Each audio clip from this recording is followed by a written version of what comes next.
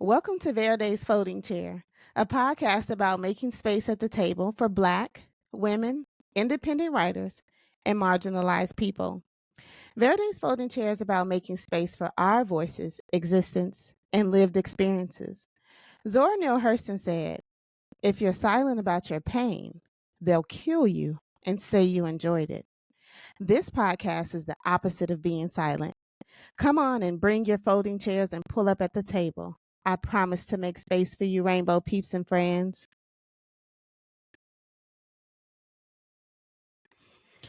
A special shout out to all the rainbow peeps and friends who have podcasts, because podcasting isn't as easy as it looks. First, it takes time. You have to come up with topic ideas, which requires you to be in the know. Then you have to read about it. And if you're like me, you have to write a script. Where do I go? Where do I go? Psst, psst, psst. I'm reading from a script on the screen right now. And I know what you're thinking. You're probably thinking, "Bitch, we know you're reading from the screen." And you know what? I care just a little less today about that than I did yesterday. You want to know why?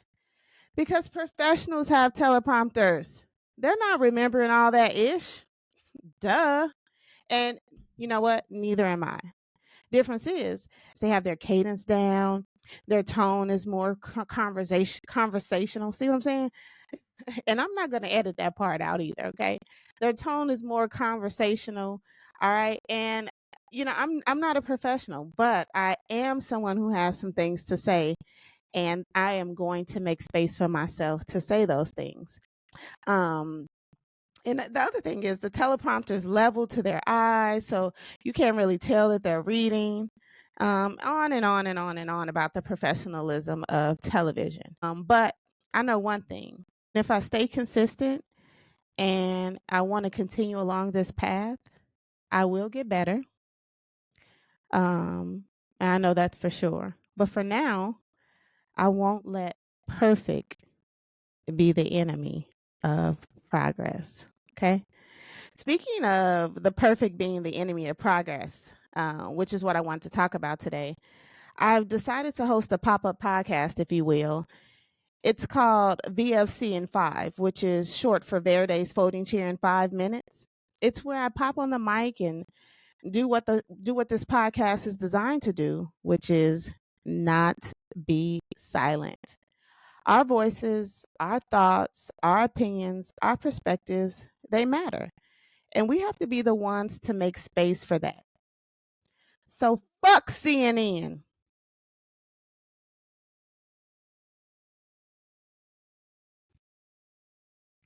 All right, today's only segment, VFC in 5, the pop up podcast episode.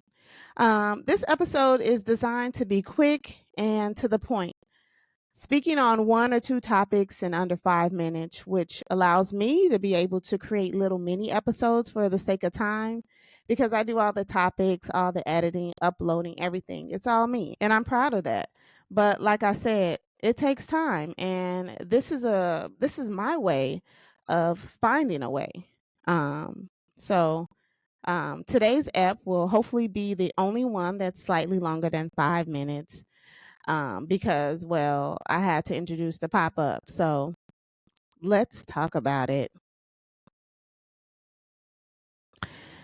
So on today's VFC in 5, I want to talk about LeBron James Jr., known to the world as Bronny. I want to talk about Bronny right quick. Now, this topic is intriguing for me because, first, I'm rooting for everybody Black. And secondly, I love basketball. I'm a huge LeBron James fan as long as he's not playing the Bulls. And I'm certainly rooting for his little mini me and all of his little mini me's. But right now, the spotlight is on Bronny. Bronny, because of his dad, has been watched by the media since they could get a camera on him, and since they could put a camera on him and watch him play basketball. they have been watching this young man. It's not his fault his dad is LeBron James. Isn't that what they say? He should be able to take advantage of the privilege his father provides him without remorse or guilt. Isn't that what they say? Success can be given if you know the right people.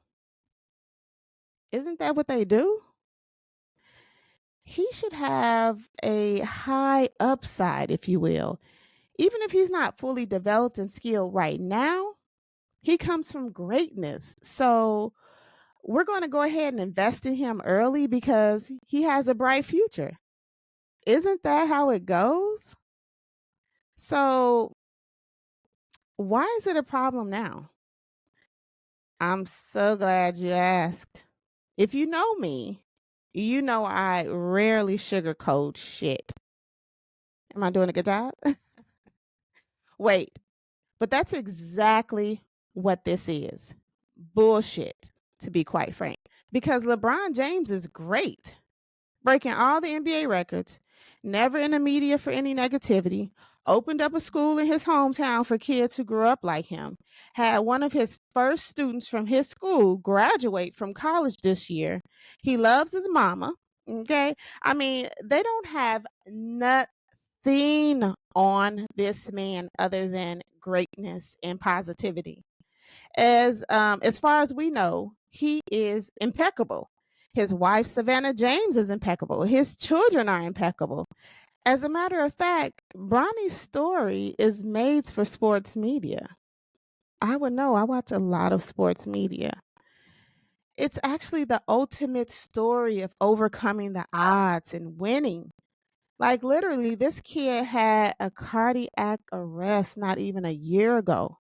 Fought his way back to the game he loves, because let's face it, he must love the game, right? Because his dad is LeBron James. He doesn't have to play basketball, y'all. He doesn't have to. He doesn't have to overcome poverty and buy his mama a house. That's not this story, okay? He went to college, entered the NBA draft, and got drafted in the second round at number 55. As far as I'm concerned, his jersey number should be 55 because, bitch, I made it. All right. We should all be rooting for him. What an amazing comeback story. But why isn't this the spin media is blazing headlines and posts with?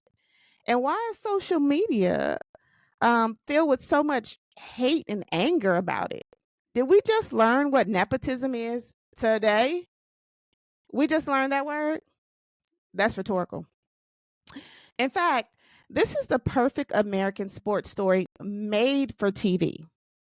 Here's this amazing athlete that is so disciplined, so otherworldly talented, so stellar that at the age of 39 is still playing basketball, still playing this professional sport, better than half the players in the league he's a part of. And now he gets to have this fairy tale story where he plays professional sport with his namesake. It's incredible. This beautiful man, his beautiful wife, his beautiful children, and his eldest son following in his footsteps. Oh, my heart. The story of family and triumph. It's as American can get. It's as American as apple pie. As American as Leave It to Beaver. Only thing is, they're black. And that's all I have to say about that. Peace, love, and rainbow.